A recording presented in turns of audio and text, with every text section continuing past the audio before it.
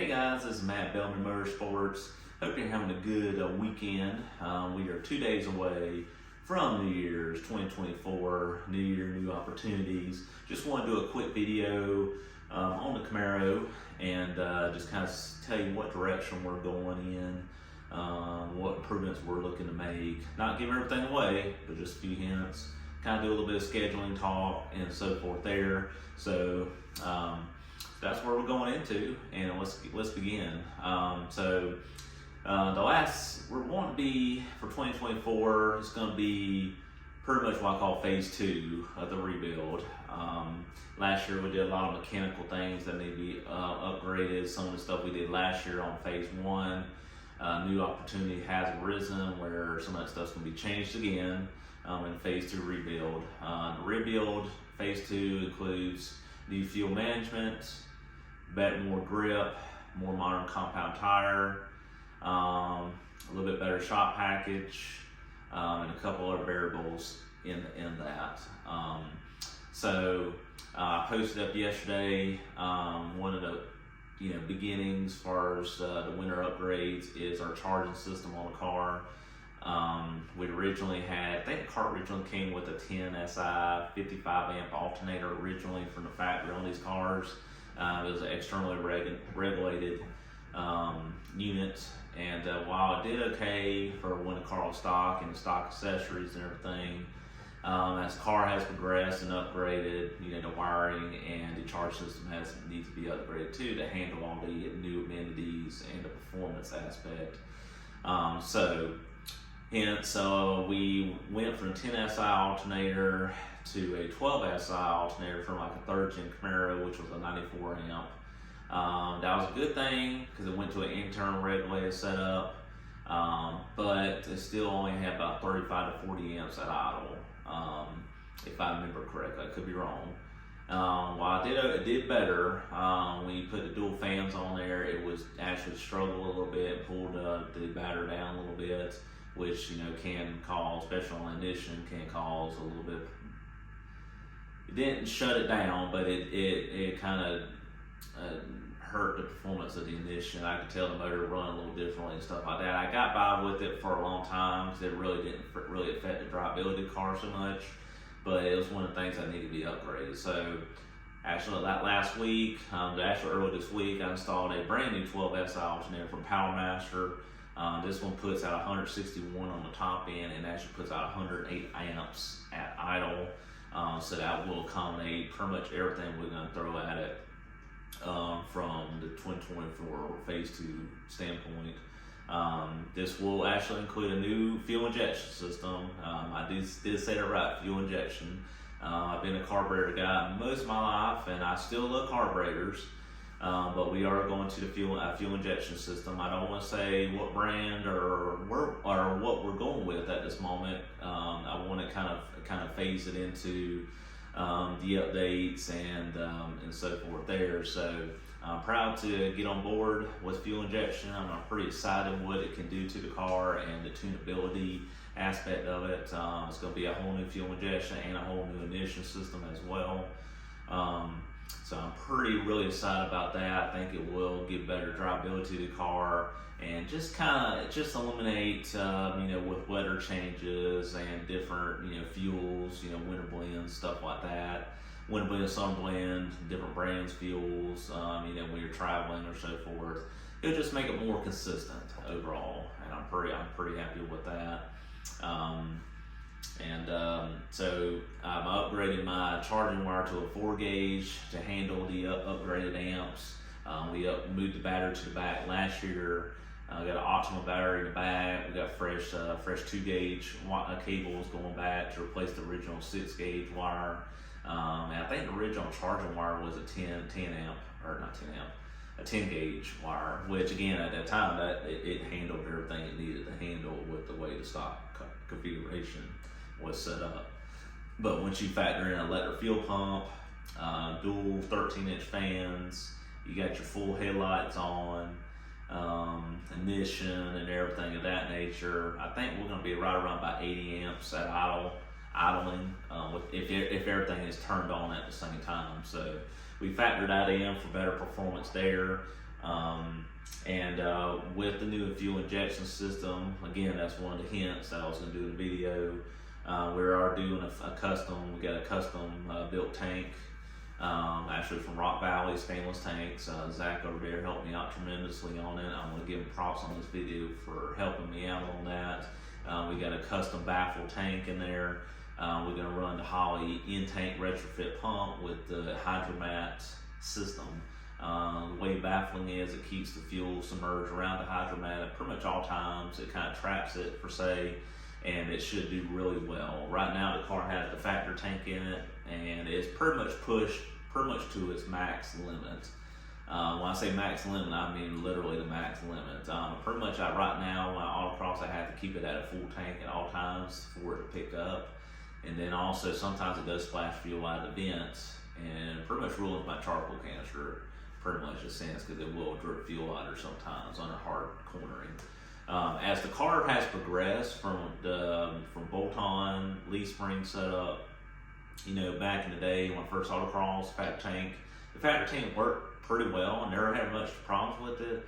But as soon as I started getting into a 335, more stiffier tires, better, more upgraded suspension coilers, the 4-link, and all that, started getting more grip, more lateral G's in the corner, and everything, and the fuel would just want to slosh back and forth, and it would skip sometimes. If I was riding around below about half a tank, it would pretty much try to cut out on me. So that was one of the things I've been wanting to upgrade for years, and just now had the opportunity to do it. So again, Zach at Rock Valley, I appreciate Bud everything. We're gonna give her everything she's got this season. So pretty excited about that. So we got EFI, upgraded fuel. We're gonna have an upgraded fuel system.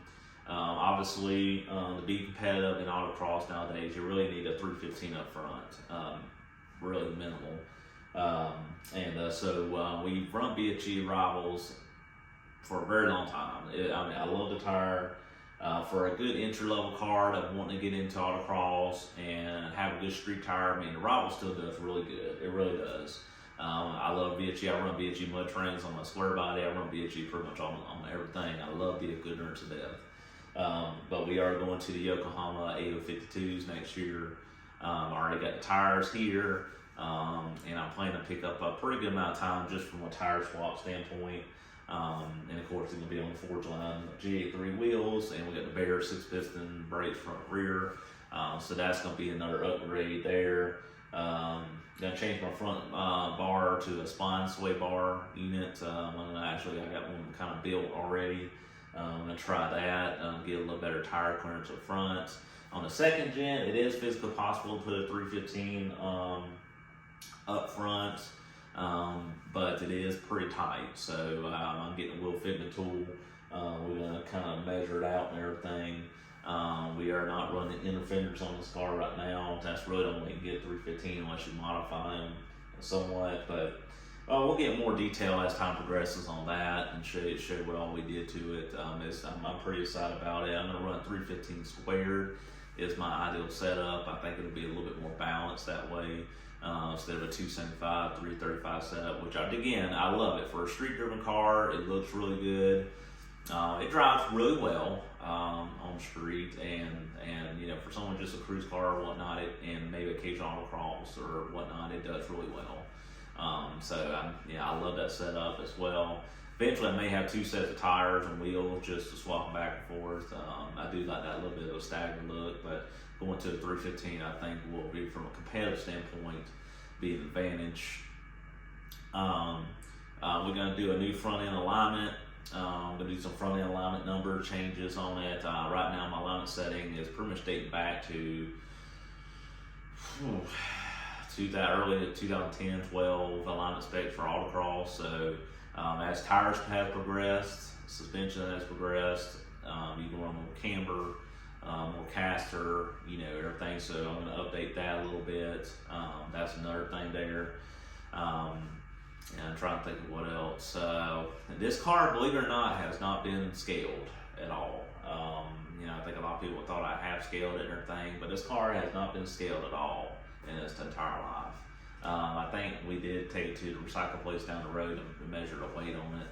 and everything, and all that. But other than that, I'm gonna get me some new set of scales for here in the shop, and we're gonna scale the car, make sure the weight distribution is a little better, make sure where we stand, and make any kind of adjustments we need to make there. So overall, in simple terms, we're just gonna make the car more efficient, and what should have been done a few years ago theoretically, but again, I'm a working man, so as budget allows and so forth, that's where we stand on it. But so the car right now, I mean, again, the whole motto for these upgrades is being competitive. We won the 2020 SCR South Carolina Region SCC Autocross Cam Championship in a short season that year. I think I only had about 5 or 6 races out of normally like 12 or so. But we did still get a race in COVID, so took advantage of that, and we won the Cam Championship. It was a pretty close run. I think I won it by 1 point over an EcoBoost Mustang, if I remember correctly. So it was a pretty tight competitive win there. But I was pretty proud of it. Made me feel real good. We've been pretty competitive since then.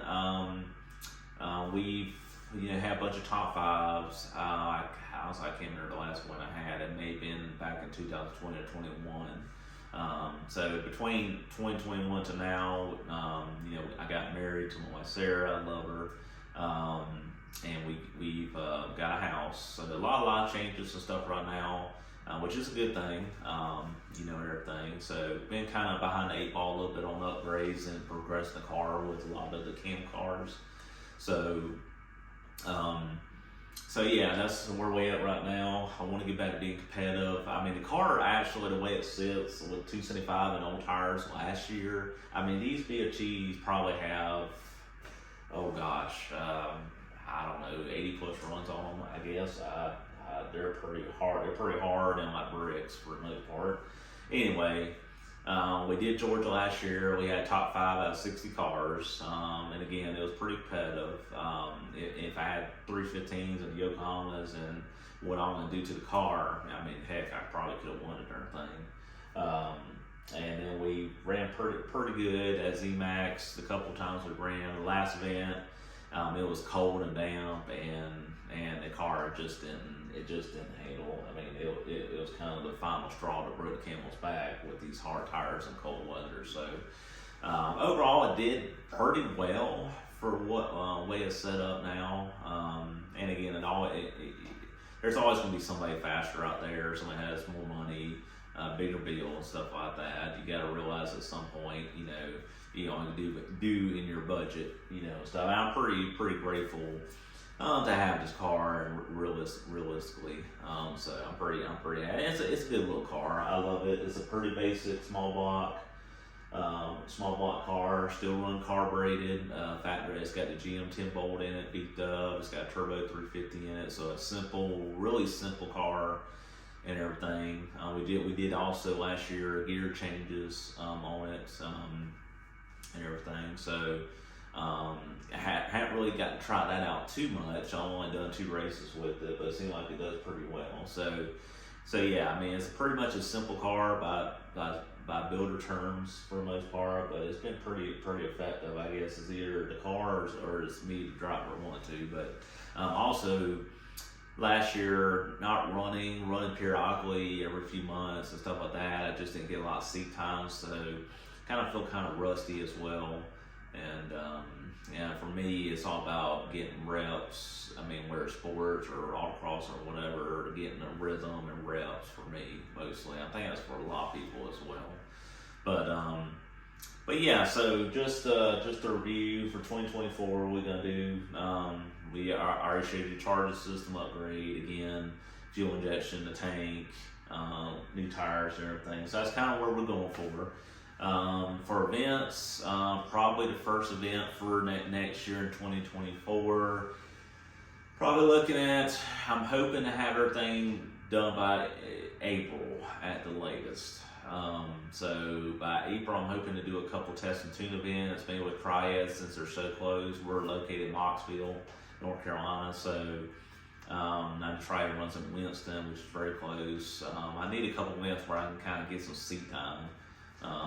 mostly, preferably where I can get a bunch of laps. I know Brian Finch does his drilling series autocross up in Smokies, Tennessee. I may do a couple events where I can get 15, 17 laps on it, so forth.